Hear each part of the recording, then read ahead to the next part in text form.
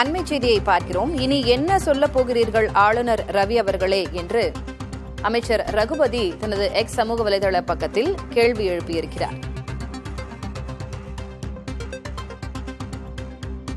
சட்ட மரபுகளை ஆளுநர்கள் எவ்வாறு சிதைக்கின்றனர் என்பது பிரதமர் மோடிக்கு தெரியாதா என்றும் அவர் கேள்வி எழுப்பியிருக்கிறார். ஆளுநர் உரைகளை புத்தகமாக வெளியிட்டேன் என பிரதமர் மோடி கூறியதை சுட்டிக்காட்டி அமைச்சர் ரகுபதி ஆளுநருக்கு கேள்வி எழுப்பியிருக்கிறார். கூடுதல் விவரங்களை வழங்குவதற்காக செய்தியாளர் ரமேஷ் இணைகிறார். ரமேஷ், சட்ட அமைச்சர் ரகுபதி என்ன கூறியிருக்கிறார் அவருடைய எக்ஸ் சமூக வலைதள பதிவுல? ஆளுநருக்கு பல்வேறு கேள்விகளை எழுப்பியிருக்கிறாரே, என்ன விவரம்?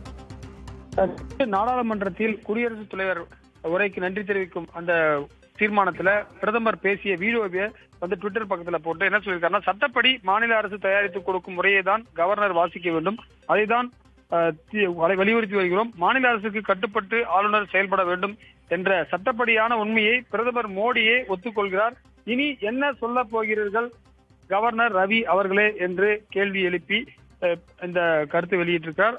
ஆளுநரோடு முரண்பட்ட போதிலும் பேரவை நாகரிகம் கருதி முதலமைச்சர் ஆளுநருக்கு மதிப்பளித்து சட்டப்பேரவையில் உரையாற்ற சபாநாயகர் மூலம் அழைப்பு விடுத்தார் எனவும், ஆனால் நாகரிகம் என்றால் கிலோ எத்தனை ரூபாய் என்று கேட்கும் அளவு நடந்து கொள்கிறார் கவர்னர் ரவி. பேரவை மாண்பை மதிக்காமல் உரையை படிக்காமல் உதாசீனப்படுத்தியதாகவும் அவர் சொல்லியிருக்காரு.